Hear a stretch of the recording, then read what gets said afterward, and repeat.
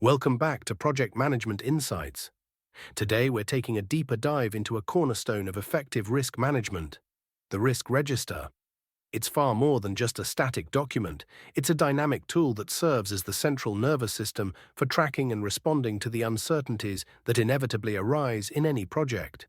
As we've emphasized in our previous discussions on risk management, proactively identifying, analyzing, and responding to potential threats and opportunities is paramount to project success.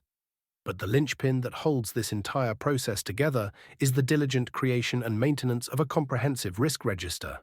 So let's explore in more detail what constitutes a robust risk register and why it's such an indispensable asset for project managers.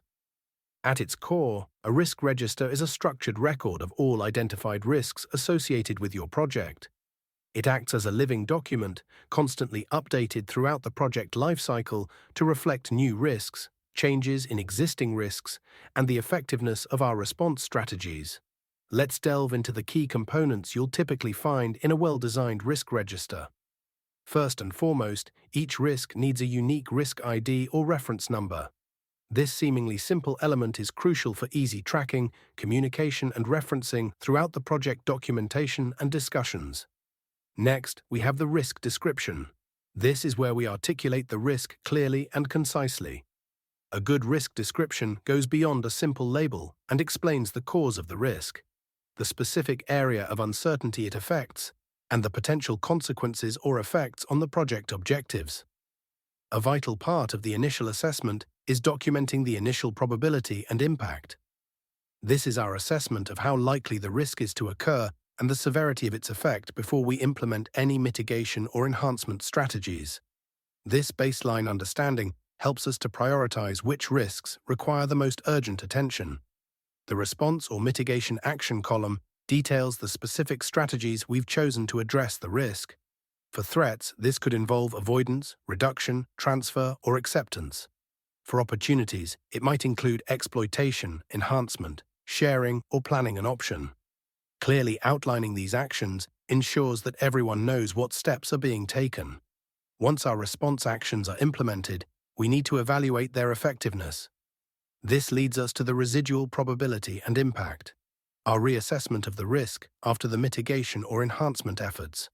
Comparing the initial and residual assessments allows us to gauge the success of our risk management strategies. Every risk needs a risk owner, a designated individual or team member who is accountable for monitoring the risk, overseeing the implementation of the agreed-upon actions, and reporting on its current status. Clear ownership ensures accountability and proactive management.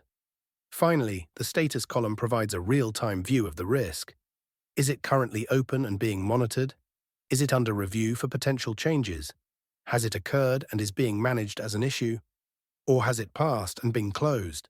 And when a risk is closed, we record the closure information, including the date and the reason for closure. This provides a valuable audit trail for future reference and lessons learned. Maintaining such a detailed risk register yields significant advantages.